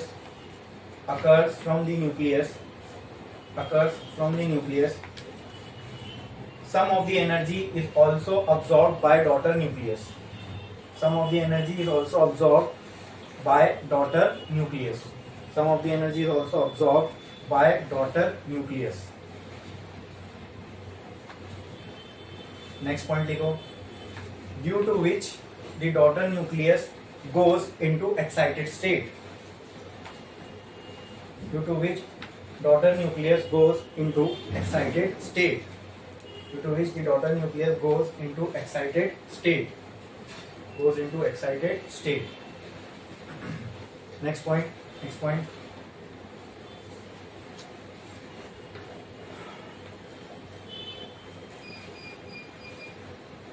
In order to come back to its ground state,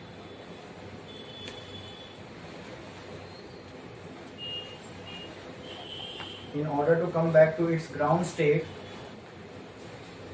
the daughter nucleus releases the energy absorbed in the form of radiation.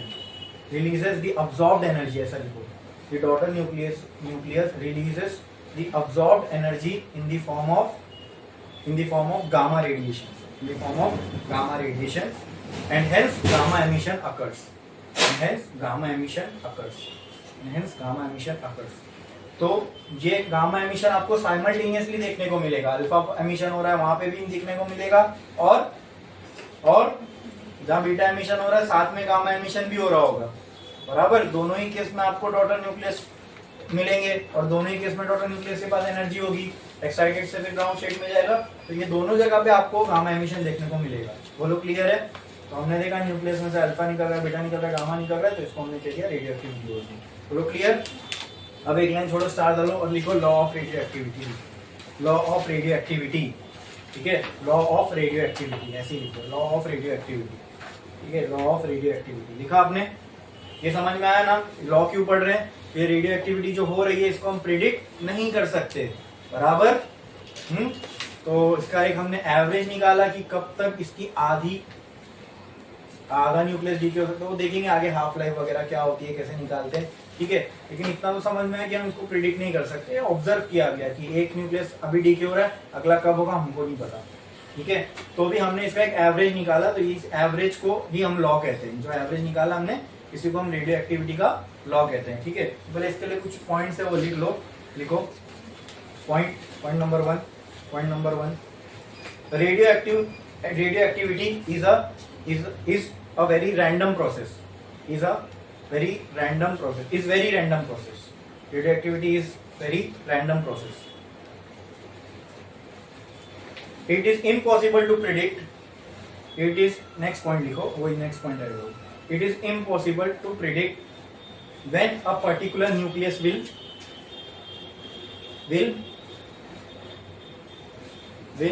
decay. Decay का मतलब वही, कब वो क्या emit करेगा, कब emit करेगा हमें नहीं पता. It is impossible to predict when a nucleus will decay.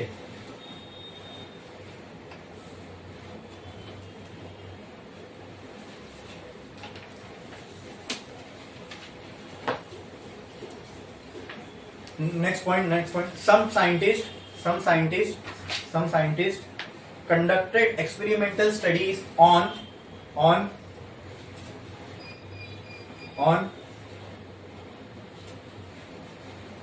different nuclei and found a statistical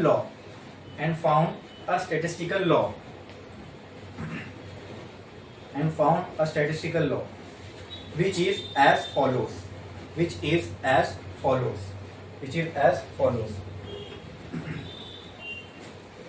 ठीक है, which is as follows. अब वही लॉ है, तो इसको आप ऐसा भी लिख सकते हो, law of radio activity, 2 dot डालो, फिर उसका स्टेटमेंट लिखो. Which is as follows, law of radio activity.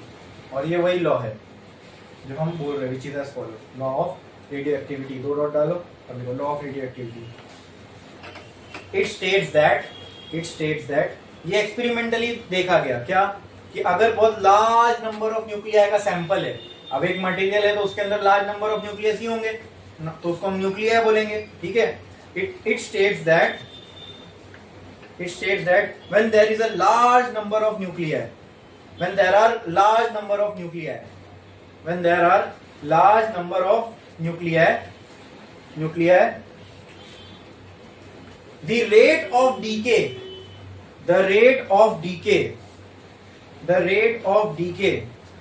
is directly proportional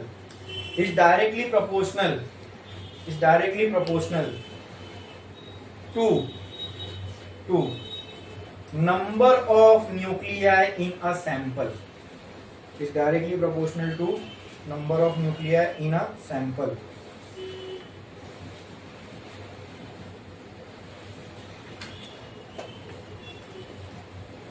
Is directly proportional to number of nuclei in a sample. बोलो क्लियर है? हाँ ठीक है, अब आओ इसको समझते हैं। ठीक है, इसके नीचे एक समझ लो एक चीज, रेट ऑफ, पहले बात number of nuclei in a sample को हम n से डिनोट करते हैं। ठीक है, जैसे मान लो मैंने एक मटेरियल लाया, उसका एक गोला लेके आ गया आपके सामने, इस गोले में हजारों करोड़ों ट्रिलियनों एटम होंगे, जितने एटम होंगे उतने न्यूक्लियस होंगे, बराबर। तो ये हो गया number of nucleus in a sample, बराबर। क्या मैं उसको n से डिनोट कर सकता हूं? ठीक है, तो उसके नीचे लॉ के नीचे लिखो n number of nuclei in a sample, या फिर ऐसा लिखो लेट n एरो डाल के number of nuclei in a sample. अब समझ में आना नंबर ऑफ न्यूक्लिया, ठीक है, बोलो क्लियर है? अब ये number of nuclei in a sample किससे डायरेक्टली प्रोपोर्शनल है? रेट ऑफ डीके से, रेट ऑफ डीके। रेट किसी भी चीज का रेट, इसका मतलब क्या? रेशियो ऑफ टाइम, डिनोमिनेटर में क्या रहेगा? Time. Rate of decay, rate of decay का मतलब कितने न्यूक्लियस अपने अंदर से एमिशन कर रहे हैं, बोलो क्लियर है? क्या वो टाइम के साथ चेंज होता जाएगा? मतलब नंबर ऑफ न्यूक्लियस जो स्टेबल है वो टाइम के साथ चेंज होते जाएंगे, तो इसको मैं dn/dt लिख सकता हूं। अरे बोलो क्लियर है? हाँ, रेट ऑफ डीके मतलब क्या? डीके का मतलब क्या? डीके का मतलब क्या? न्यूक्लियस में से एमिशन होना। जितना न्यूक्लियस में से एमिशन होगा, क्या उतना अंदर न्यूक्लियस स्टेबल होता जाएगा? अरे बोलो, 10 न्यूक्लियस ने एमिशन किया तो 10 न्यूक्लियस स्टेबल हो गए, बराबर। अब एक सेकंड में 10 किए, दूसरे सेकंड में 20 किए, तीसरे सेकंड में 30 किए, तो इसको बोलते हैं रेट ऑफ एमिशन। यहां देखा हमने, रेट ऑफ एमिशन बढ़ रहा है, पहले में 10, दूसरे में 20, तीसरे में 30, समझ में आया? इसको बोलते हैं रेट ऑफ एमिशन। तो number of nuclei decayed, decayed का मतलब समझते हो ना? जो स्टेबल हो गए, डीके हुआ मतलब स्टेबल हुए। Number of nuclei decayed, number of nuclei को हमने n से डिनोट किया है, नंबर ऑफ न्यूक्लियाई डीकेड पर यूनिट टाइम, इसको बोलते हैं रेट ऑफ डीके। इसको क्या बोलते हैं? Rate of decay. बोलो क्लियर है? ठीक है, तो dn/dt एरो डालो, लिखो rate of decay, rate of, इसको बोलते हैं rate of decay, rate of decay, small dn small d by small dn by small dt। ठीक है, इसको चाहे तो ब्रैकेट में लिख दो। रेट ऑफ डीके का मतलब नंबर ऑफ न्यूक्लियाई डीकेड पर सेकेंड, या फिर नंबर ऑफ डीके पर सेकेंड मत लिखो, वो प्रिडिक्टेबल नहीं है।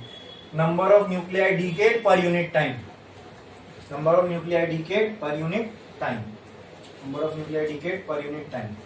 ठीक है, अब ये लॉ को थोड़ा सा पहले समझ लो, फिर इसका मैथमेटिकल रिलेशन पे आएंगे। हम प्रिडिक्ट कर ही नहीं सकते। हमने सबसे पहले क्या लिखा? Radioactivity is a very random process. कौन सा nuclear, when the nuclear will decay nobody can predict. कौन सा न्यूक्लियर कब डीके होगा हम उसको अंदाजा भी नहीं लगा सकते। बट कुछ साइंटिस्ट ने क्या किया, बहुत सारे, जैसे ये प्रोबेबिलिटी का खेल है। वो बेल कर्व देखो, जब बहुत सारे रैंडम बॉल्स को एक साथ गिराया जाए वो नंबर ऑफ नेल्स में से, तो एक बेल कर्व बनता है। या फिर जैसे जैसे आप किसी चीज के सैंपल स्पेस बढ़ाते हो ना, तो उसकी प्रोबेबिलिटी को आप प्रिडिक्ट कर सकते हो। प्रोबेबिलिटी पहले से अनइवन है, लेकिन प्रोबेबिलिटी को प्रिडिक्ट कर सकते हो, समझे? तो फिर भी वो अनप्रिडिक्टेबल ही है, लेकिन एक प्रोबेबिलिटी को हम प्रिडिक्ट कर सकते हैं। ओके, तो ऐसी कुछ साइंटिस्ट ने बहुत सारे न्यूक्लियस पे स्टडी की और उन्होंने एक स्टैटिस्टिकल लॉ बनाया। स्टैटिस्टिकल लॉ मतलब स्टैटिस्टिक्स बोले तो ये एवरेज का खेल होता है। स्टैटिस्टिक पूरा पूरा एवरेज का खेल है, मीन मीडियन मोड सारे एवरेज होते हैं, ठीक है। तो एवरेज का खेल है, तो ये एक एवरेज लॉ है, ये कोई करेक्ट लॉ नहीं है, it is a very average law, ठीक है। लेकिन ये एवरेज भी इतना बड़ा है कि हमारे लाइफ टाइम से तो बहुत ज्यादा होगा, तो हमको लेकिन समझना जरूरी है। कुछ भी जो पता लगा पाए, कुछ नहीं से कुछ तो सही, ठीक है। तो एक एवरेज लॉ मिला हमें, तो उन्होंने क्या पाया कि अगर हम बहुत बड़ा सैंपल स्पेस लेते हैं, बहुत बड़ा सैंपल स्पेस मतलब बहुत सारे न्यूक्लियस, तो हमने ये देखा कि जिस सैंपल में न्यूक्लियस ज्यादा थे उसका रेट ऑफ डीके भी ज्यादा हुआ। जैसे मान लो कोई एक न्यूक्लियस लिया मैंने, उसमें 10 लाख करोड़ है, दूसरा न्यूक्लियस लिया उसमें 100 लाख करोड़ न्यूक्लियस है, तो इसका टाइम के साथ डीके, इसके टाइम के साथ डीके से कंपेयर किया गया तो इसका dN/dt ज्यादा था और इसका dN/dt कम था। ये तो इससे क्या मैं प्रिडिक्ट कर सकता हूं, जिसमें नंबर ऑफ न्यूक्लियस कम उसका रेट ऑफ डीके कम, जिसका नंबर ऑफ न्यूक्लियस ज्यादा उसका रेट ऑफ डीके ज्यादा। समझे? वो प्योर एक एवरेज लॉ है, बस देख के समझ में आया। बोलो क्लियर है, समझ में आ रहा है? तो कहना है right, according to the statement कहना है right, dN/dt is directly proportional to n। बोलो क्लियर है? अरे बोलो क्लियर है? हाँ समझ में आया? पक्का पक्का? कोई डाउट है इसके अंदर? ठीक है। अब अच्छा, अगर नंबर ऑफ न्यूक्लियाई कम हो गए तो रेट ऑफ डीके कम हो जाएगा, बराबर। टाइम के साथ क्या नंबर ऑफ न्यूक्लियाई कम होंगे, तो टाइम के साथ रेट ऑफ डीके, टाइम के, अरे भाई नंबर डीके का जो रेट है वो नंबर ऑफ न्यूक्लियाई पे डिपेंड है, बराबर। डीके हो गया तो नंबर ऑफ न्यूक्लियाई कम हो गए, तो लॉ क्या कहता है, नंबर ऑफ न्यूक्लियाई कम तो रेट ऑफ डीके कम, और डीके हुआ तो रेट ऑफ डीके और कम, रेट ऑफ डीके और, यानी जितना न्यूक्लियस डीके होता जाएगा उतना उसका निकलने का रेट कम होता जाएगा। समझ में आया? तो टाइम के साथ जो रेट ऑफ डीके वो कम हो रहा है कि बढ़ रहा है, इसलिए मैंने इसको नेगेटिव लिख दिया। बोलो क्लियर है? क्यों dN/dt को नेगेटिव किया? क्योंकि टाइम के साथ रेट ऑफ डीके क्या होता है, कम। लॉ क्या कहता है, नंबर ऑफ न्यूक्लियस ज्यादा तो रेट ऑफ डीके ज्यादा। अब डीके हो गया तो नंबर ऑफ न्यूक्लियस भी तो कम हुए। अरे बोलो, नंबर ऑफ अनस्टेबल न्यूक्लियस कम हुए क्या नहीं? डीके कौन करेगा, जो अनस्टेबल है वो करेगा ना। जब डीके हो गया तो नंबर ऑफ अनस्टेबल न्यूक्लियस कम हो गए तो रेट ऑफ डीके कम होगा, और डीके हुआ और कम होगा। समझ में आया? तो टाइम के साथ रेट ऑफ डीके क्या हो रहा है, कम हो रहा है। बोलो क्लियर है? अरे बोलो क्लियर है? ओके। तो कहना है right this minus dN/dt is direct, इस प्रोपोर्शनलिटी से हटाना इक्वल टू लाना है, इक्वल टू कहना है right this lambda n and this lambda is called as decay constant. क्या बोलते हैं इसको? लॉ ऑफ रेडियो एक्टिविटी है, या radio active decay, law of radio active decay भी बोलते हैं इसको, ठीक है। इसको बोलते हैं डीके कांस्टेंट। इसी लॉ का नाम है law of radio active decay या लॉ ऑफ रेडियो एक्टिविटी, एक ही बात है। क्लियर? बोलो समझ में आया? तो यहां से हमें आ गया लॉ ऑफ रेडियो एक्टिविटी का मैथमेटिकल रिलेशन, ठीक है। अब इसका हम लॉगरिथमिक फॉर्म देखेंगे, फिर एक्सपोनेंशियल फॉर्म देखेंगे। पहले ये लिखिए, ठीक है।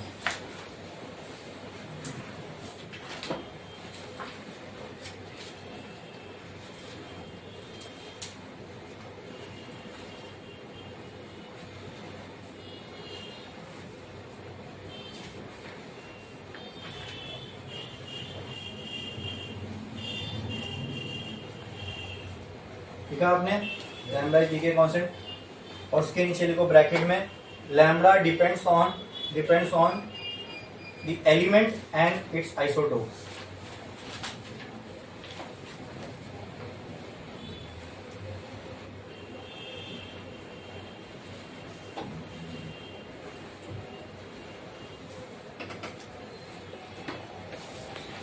हो गया लिखे?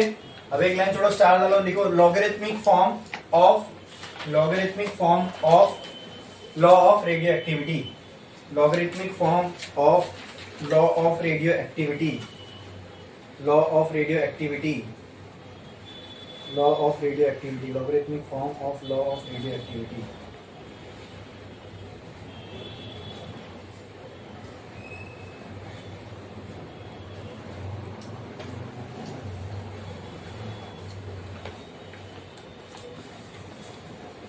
लिखा आपने? अब देखो क्या मैं इसको ऐसा लिख सकता हूँ, मुझे बताओ। ये हमें ये लॉ आया minus d n by d t is equal to lambda n. Can I write this as d n by d t is equal to minus lambda into n. बोलो क्लियर है? हाँ, इसका लॉगरिथमिक फॉर्म निकालने के लिए मुझे इसको integrate करना पड़ेगा। ओके, तो मैं इसके लिए इसको कर रहा हूँ इंटीग्रेटिंग बोथ साइड, ठीक है। या उससे पहले इंटीग्रेट करने के लिए यहाँ dn है तो dn के साथ इंटीग्रेट n ही हो सकता है, तो n को मैं इधर लेके आता हूँ। ओके, तो कहना है right dn by n is equal to minus lambda into d t. बोलो क्लियर है? हाँ, अब इसका लॉगरिथमिक फॉर्म निकालना है तो इसके लिए मैं 1/n का हो जाएगा लॉग इंटीग्रेशन, ठीक है। तो इंटीग्रेटिंग बोथ साइड, तो कहना है राइट इंटीग्रेशन 1/n dn। बोलो हाँ, कहना है right this as equal to integration minus lambda d t. Minus lambda क्या है? कांस्टेंट है, तो क्या मैं इसको इंटीग्रेशन के बाहर लिख सकता हूँ? तो कहना है right this as integration 1/n dn is equal to minus lambda integration dt। बोलो क्लियर है? अब इसको मैं लिमिट लगाता हूँ, नहीं तो फिर इंटीग्रेशन का कांस्टेंट आ जाएगा। तो कहना राइट, कहना से टाइम की लोअर लिमिट कभी तो भी न्यूक्लियस कभी भी डीके हो रहा होगा, ठीक है। जब से आपने देखना स्टार्ट किया उसको हम मानते हैं टाइम t इक्वल टू 0, ठीक है। तो जब आपने देखा, मान लो उस टाइम पे जो न्यूक्लियस, नंबर ऑफ न्यूक्लियस के अंदर अनडीके थे, यानी इनिशियल नंबर ऑफ न्यूक्लियस थे, लेट से वो n0 थे। कितने थे? t इक्वल टू 0 पे number of nucleus left undecayed, number of nucleus, या सॉरी n0, लेट से this is the initial number of nucleus. क्या थे ये? Initial number of nucleus. कुछ टाइम t आपने गुजरने दिया, तो अपर लिमिट आपने कब तक देखा इसको? t टाइम तक, ठीक है। क्या t टाइम में कुछ न्यूक्लियस डीके हो गए होंगे? क्या अब n0 बचेंगे? ये n0 तो सारे इनिशियल नंबर ऑफ न्यूक्लियस थे, क्या अब n0 बचेंगे? नहीं, अब कुछ और नंबर बचेगा, let that number be n। बोलो क्लियर है? अरे बोलो क्लियर है? समझ में आया? कोई डाउट? व्हाट इज कैपिटल, यहाँ पे जो n है ये क्या है? Number of nucleus left undecayed, ये थे इनिशियल नंबर ऑफ न्यूक्लियस, बराबर। इसमें से कुछ डीके हो गए होंगे तो बचेंगे कितने? n। वो जो बचे अब वो अनडीकेड है ना, उनका न्यूक्लियस डीके होना बाकी है। क्लियर? समझा कि नहीं? ठीक है। 1/n का इंटीग्रेशन क्या हो जाएगा?